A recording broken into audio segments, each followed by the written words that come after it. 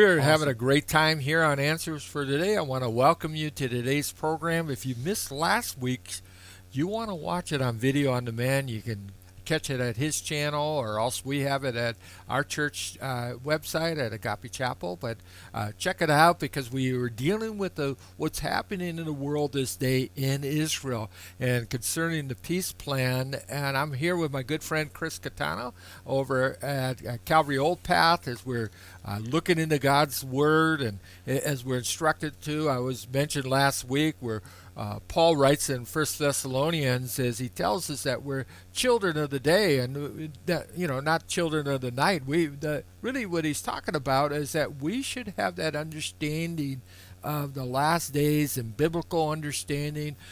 God wants us to be aware of the days that we're living in, and I've asked Chris to really share some foundational scriptures to us, and then we're going to get into some events that's happening in Israel today. So Chris, why don't you take us to the book of Isaiah and share a little bit out of it?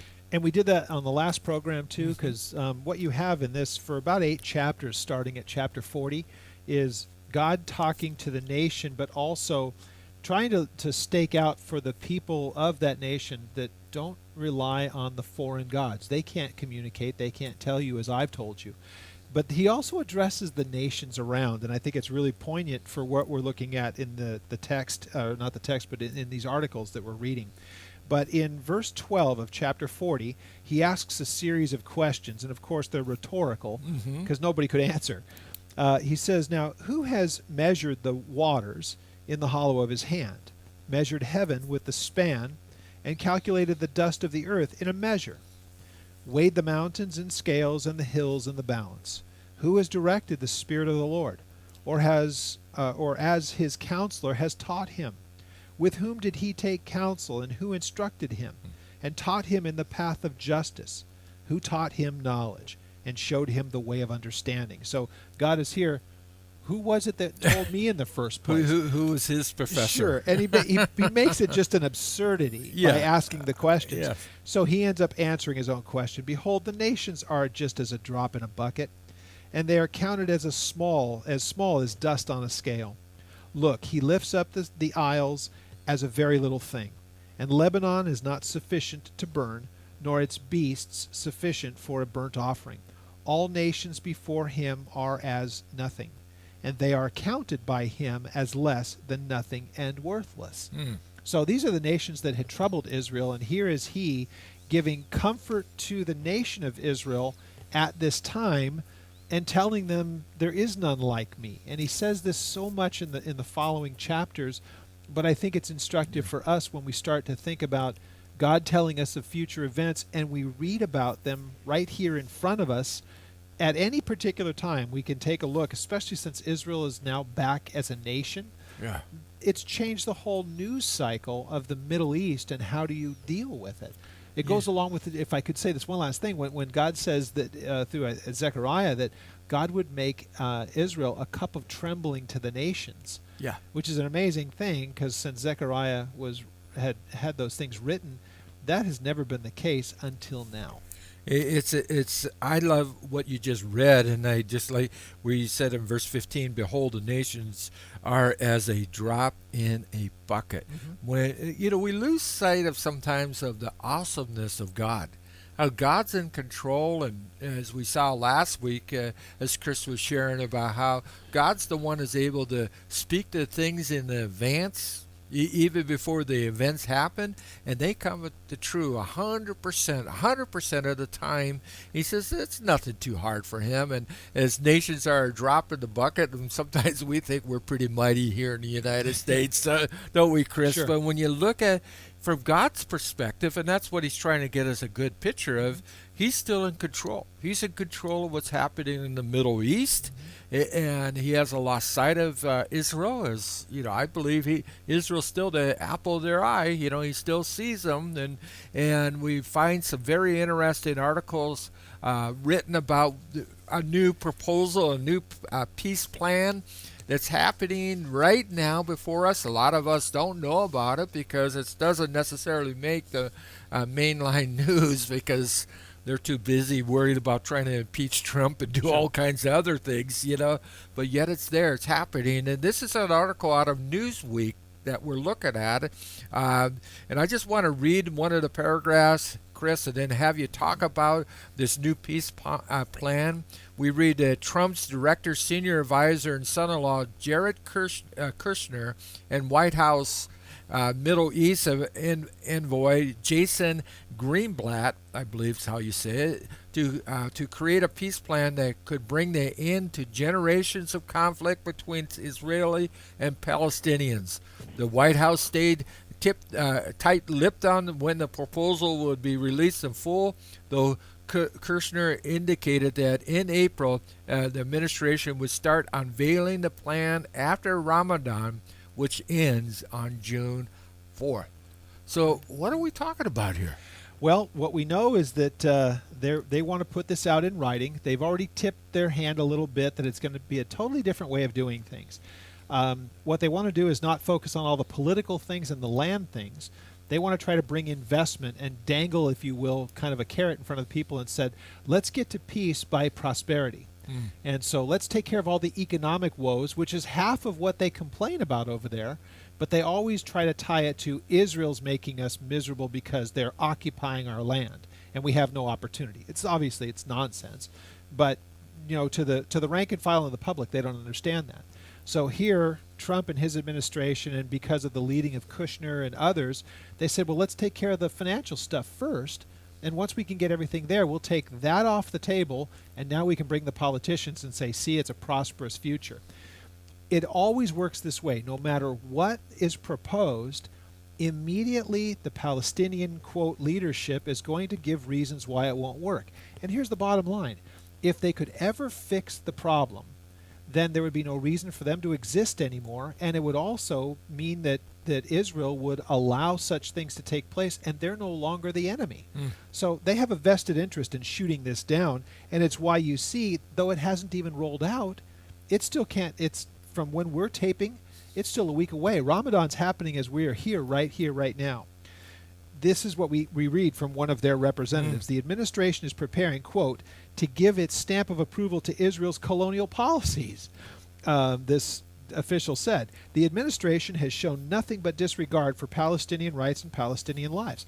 And so ultimately, the only thing that the Trump administration has done is said, well, Israel should have control over the Golan Heights. We should move our embassy to Israel or to Jerusalem, and they haven't done a whole lot more.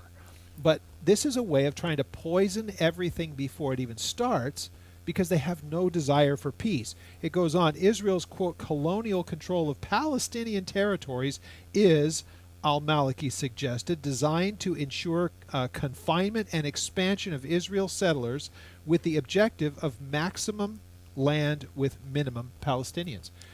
It is totally the opposite because there aren't Jews there. If I would just read that, it's almost like they're saying that Israel's really doing some type of genocide, trying to remove everybody that's a non-Jew by occupying more land, building more settlements, and pushing all the non-Jews out, the Arabs and everybody else out of the land, and that's their claim against it. But we know it's not to be true at all, And so what Kushner is saying is that we're going to take it to the people. If I understand what this article is saying, is that we're taking it to the people and say, we want to make sure your economical status is increased by bringing in business, by giving yourself a stable place to live, and you'll prosper. And then I think you said last week's program that they will then put pressure on the politicians to say, let's don't goof this up. Now, it sounds great on paper, but it sounds real good. Anybody that's ever, especially anybody who's ever been there to observe it with their own eyes, knows this to be true. It's not a lack of money and funding. It's like every place else that is run by corrupt people. The people in power are able to take all the money that comes in and they keep it to themselves, and it never makes it to the people. That's the problem. So that doesn't change. It happens everywhere else in the world. But there is the misinformation by the Palestinian leadership, the PLO, or now what is called the Palestinian Authority, of giving disinformation to the people, stirring up hatred against Israel. But then you also have the problem of Western journalism. When we think of Newsweek, we think They're supposed to be objective journalists. But read this article, or read this paragraph here. This is just opinion journalism at its worst. It's agenda driven. While offering near unquestioning support of Israel and Prime Minister Benjamin Netanyahu, a self-described nationalist who heads arguably the most right-wing government in the country's history, the Trump administration also cut tens of millions of dollars of funding for Palestinian security services and refugee organizations. Now, first of all, that is agenda driven because it really mocks who Netanyahu is, but it also questions us for saying finally, look, you're a bunch of terrorists. We're done sending money to terrorists. Yeah, that's Trump's a terrible man. Yep. What this fellow's saying is that he's supporting. What do we do? Are we supposed to continue to put on this tens of millions of dollars to support these guys that are known terrorists? Right. And Trump's, we got to be thankful for him that he was willing to step up to the plate and say, no, we're not going to do it. But yet he's going to face the problems that are just going to continue on with this, Exactly. But not just Newsweek. And I find it's interesting that we're looking at these, quote, you might say liberal magazines or Right. newspapers, Newsweek, and I find it's CNN chirps in on what's going on there a little bit too, don't they? Yes, and you have they to go do. searching for it. Sure. And there's an article that deals with the Persian Gulf. I think we should talk a little bit about this. They're deploying aircraft carriers and not only the Persian Gulf. We just had a friend of ours who just is on his way back. He was over there, my good friend Steve, and he was talking about how the heightened awareness is that aircraft carriers coming in. I think it's a U.S. Abraham Lincoln as it's moving in there. Everybody's just seemed like there's great tensions that's happening. It's dealing with this peace plan. It's dealing with Iran, and I think we're about ready to see some things really explode over there. Potentially. In fact, here's what's really interesting is that this article from CNN handles two things. Yeah, that's what I was kind of amazed with, The Trump administration and how it's dealing with Iran, but they're also able at the exact same time to bring up the topic that we've already been discussing, because even in the article itself, it says Trump dances with danger in the Middle East by deploying aircraft carrier and Kushner's peace plan. So they lump the two things together, which is it's pretty interesting when you think about it. They don't even understand that they have pointed out some pretty prophetic things. So why I find that so fascinating is the first part of the article deals with the fact that Trump said that whole nuclear deal with Iran was a complete joke. There was no verification. We kept giving them money, and it was a one-sided thing that really had no way of guaranteeing that they were going to abide by it, and it sunsetted. And this is a regime that is doing such horrible things throughout the Middle East. Their aggression towards Saudi Arabia and the fact that they send all the armaments and the war materials to Gaza. Yes. All of the things that they're doing, their involvement. Just even in their homeland, there are human rights violations they have against women and everybody else. I mean, for us at all to spin Iran as feeling sorry for them, I think that's a mistake. I mean, go ahead. Well, Chris. they're doing exactly that. Their belligerence in that part of the world is fascinating, especially in light of their very prominent position that they have in Ezekiel's prophecy. They are the first people mentioned after the whole Gog-Magog, the beginning of that. So what is the remnant of Ezekiel looking at it in a geographical time of his would be what we would consider portions of modern-day Russia. The first involved in that coalition is Persia, so Iran. But here's how it just shows you that the way that things are reported are intended to push an agenda. And they don't understand the prophetic part of this. So CNN says it this way. It's just the second paragraph. Yes. The U.S. appears to be banging war drums at the same time that it's conversely and perhaps superficially extending an olive branch just a few hundred miles away. I mean, just that first sentence is like, you already have your minds made up here. We're the bad people right away. Exactly. Yeah. So it says, but the events in the Levant and the Persian Gulf, the last administration used that term all the time, the Levant. Yeah. It is a backhanded slap at Israel because the Levant was just a geographical area that included parts of Lebanon and Syria and Jordan and Israel. So this is a way, without even recognizing Israel. They mapped it out by saying this, the Levant, without speaking of Israel, and recognize the capital, what we talked about in previous programs. Yeah, look at this, the Levant and the Persian Gulf. So they might say, well, it's not a slap against Israel. We're just talking about that whole area. Yeah. Okay, well, you could say Israel and surrounding nations or whatever else, but it's their way of not even recognizing them.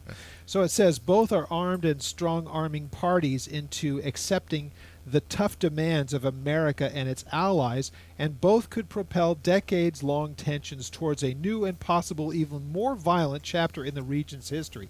So notice, if there's anything that doesn't work out of this, now it's going to be Trump's fault, as though everything has been nice before. Yeah. So it's just the way that things are reported. He's not going to win on this one. It doesn't look like it. He can't win on anything because they just hate him so much. But then the rest of the article is, or the first half of the article is dealing with Trump or the administration pushing back on the open belligerence of Iran. And so we sent a strike group into the area, carriers and all the attending ships that go with it, put them right in the Persian Gulf. And I think you mentioned it earlier about our old President Obama, and he made that deal with Iran, somewhat slapped them on the wrist and say, you guys aren't going to be messing with the nuclears, and hope to be able to settle down. We're to check them and going to really slow down their activity in the nuclear warfare. But Chris, the best I could tell, it hasn't slowed down at all. No, absolutely not, because that was the problem with it in the first place. There was no way, and we couldn't just show up and say, I demand to see that right there. Yeah. That building right there. You had to give them heads up that you were coming. You had to get okays, and they didn't even have to tell you where all of their places were. We gave them a whole bunch of money up front that was supposedly frozen assets, and we took off a bunch of sanctions. And here, the new administration says the deal was a joke. Yes. And Iran is using every bit of leverage that it has to stir up trouble in the Middle East. The sanctions are going back in. We're withdrawing from that silly thing. Yes. And we'll negotiate something new, or you'll get nothing.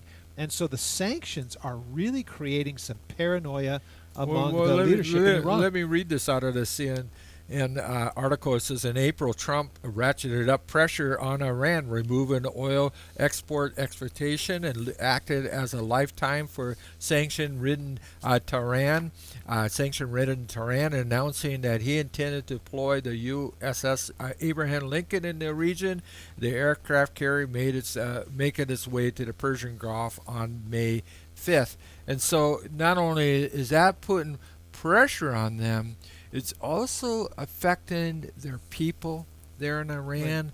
So it seems like the politicians are going to have to do something. Sure. Because you can't have them ask your people to live in shortage. You can for a short period of time, sure, but not an extended period of time, which they've been doing. And so these sanctions that not only Trump is doing, but the European community is now agreeing with Trump, last I read, to enforce these sanctions against them. And so Iran's feeling the pressure, and either they're going to change, which we don't see that happening, or else they're going to react in some way.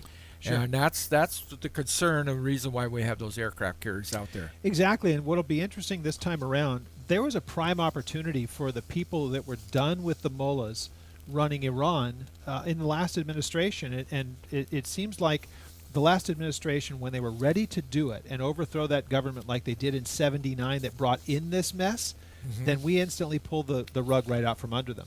So I think that they would probably be the people that don't want to live under that tyranny of the mullahs and the Islamization of the country are probably afraid to try to step out again, thinking that we'll do the same subversive thing that we did the last time.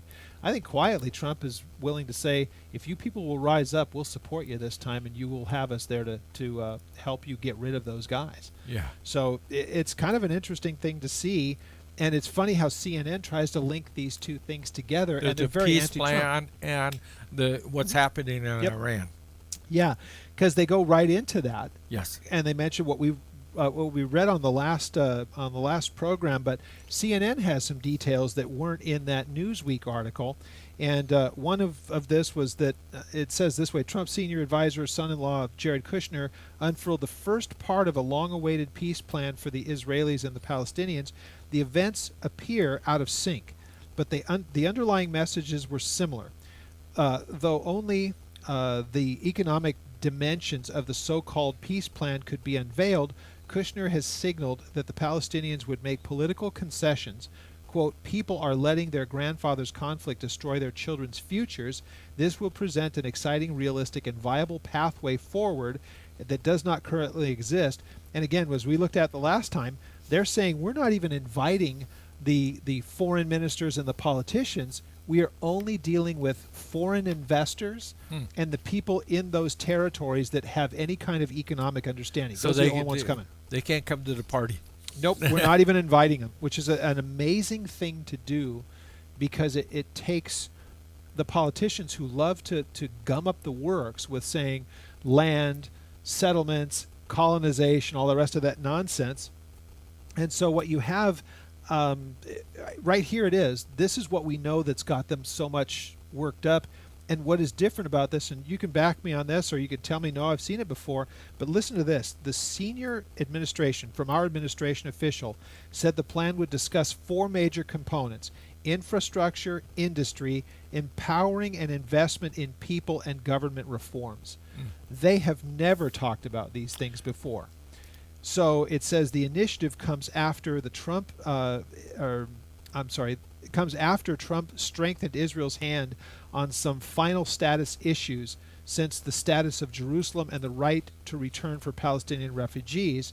He has recognized Jerusalem as Israel's capital, withdrawn vital funds from Palestinian refugees. That is not true, by the way. He just took money out of the hands of the terrorists. Yeah. Yes. Quit sending it to guys like the Palestinian Authority and Hamas.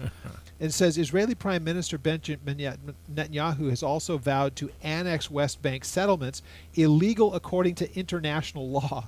Wow. Well, that international law is put out mainly by the United Nations that is just foaming at the mouth anti-Israeli.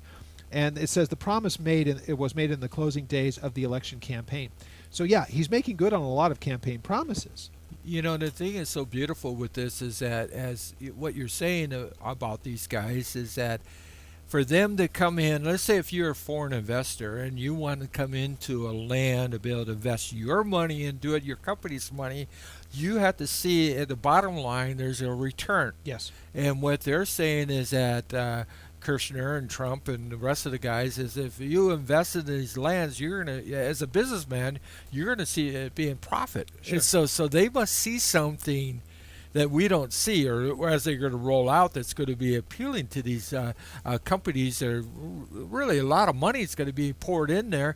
And what government, what group of people wouldn't want that? Sure. And that's an Exactly. amazing approach that you have to this. Well, as we said, I think it was in the last program, if the powers that be in the Palestinian Authority have their way, there will never be a peace plan, because if there is, then they have no reason to exist, because at that point there are no victims to claim victimhood for. Yeah. So when I read this I thought was interesting, and I don't know if you picked up on this, but it says Palestinian Liberation Organization Secretary Saeb Erekat. Wait a minute, they're not called the PLO anymore. They want to be called the Palestinian Authority. After Yasser Arafat dies, Yes. they changed the name of the organization away from that so that it sounds palatable to the world. Yeah, they're still terrorists. They didn't want to identify with that anymore. Sure. So Mahmoud Abbas or Saeb Erekat, any of these guys that have been around the whole time, they're the same terrorists. They just wear suits. Yeah. And they don't have a kufiya and army garb on. So it says Erekat said the solution to the conflict is not about improving living conditions under occupation, but about reaching Palestinians' full potential by ending Israeli occupation. So that's not even the crazy Hamas people down in Gaza. These are supposed to be the moderates that are running the West Bank, and he says that, which tells you it doesn't matter how good whatever they would want to do, they put it on the table, it won't see the light of day, because these guys will never give up the fight to be able to say, we're the victims, and until Israel is dispatched, we can't have peace. They have an objective still to wipe out They do. Israel as it exists today, Sure. and bring in their own way of doing things. This might be a good thing. I'm sorry to interrupt you. This might be a good thing for the listeners or the viewers. You can do a simple search on the internet to find the stated goals. They have charters for the Palestinian Liberation Organization or of Hamas. They have their entire charter put there. You read that and you'll find out that the PLO, or the Palestinian Authority, same group, they have the same objectives. How do we get rid of Israel? Hamas goes a step further and says we'll do it by conquest and killing the Jews, but until they're gone, there can't be peace. On that, they both agree, and it's put there in writing. Mm-hmm. So any kind of overtures of peace is just window dressing. Well, they could try. Exactly. But God's sure. Like we mentioned, that this won't happen. Last week or this week we're in Isaiah, and I like to, as we're like we always do, program seems to go so fast. I like to read a verse out of Isaiah and maybe have Chris comment out of it. Isaiah chapter 42, we read, "I am the Lord, that is my name, and my glory I will not give to another, nor my praise to carved images. Behold, the former things have come to pass, and new things I declare." And it says, "I declare before they spring forth, I tell you of them." Chris, why don't you share as we close here a little bit about that? I love that one. In the second part of it, at verse 9, is where he says, as he said so many times in these chapters, "I can tell you the things before they happen. Yes. I tell you, and then they come to pass." It's the first part of that that's so interesting that you read, that he says, "I am the Lord, that is my name, and my glory I will share with none other." Yeah. So he puts himself, as he does consistently, in a totally different group. When it comes to the matter of peace, peace will never come to the Middle East until the Prince of Peace brings it, Jesus. Now, in this is a very interesting passage. That I'm the Lord, that is my name. He's the sovereign, that's who he is. Yes. And he won't share that glory, that position, with anyone else. In chapter 17 of John, chapter 17, verse 5, Jesus says, as he's about to go to the cross, and he's coming back to where he started, he says, "Now, Father, glorify me with the glory that you and I shared before the world was." Wow. Which is just a great way of Jesus being able to say, I'm not contradicting this. Yeah. I happen to be one with the Father. And cool. He doesn't share it with other nations. He doesn't share, another way of saying, with these people right now who rise up and shake their fists towards God, their day will come. But what about your day? Yeah. The Bible really tells us that if any person humbles himself, that God will lift them up. If you humble yourself before the Lord this day, God will not only bless you, but he'll welcome you to the family of God. And that's our prayers. You're to be challenged through these programs that you will come to the saving knowledge of Jesus Christ. So until next time, may God richly bless you. About this broadcast, or if you have any questions, feel free to mail us at Agape Chapel OC, P.O. Box 4023, Huntington Beach, California 92647. Or you can email us at aft@agapechapelOC.org. Or visit our website at agapechapelOC.org. Until next time,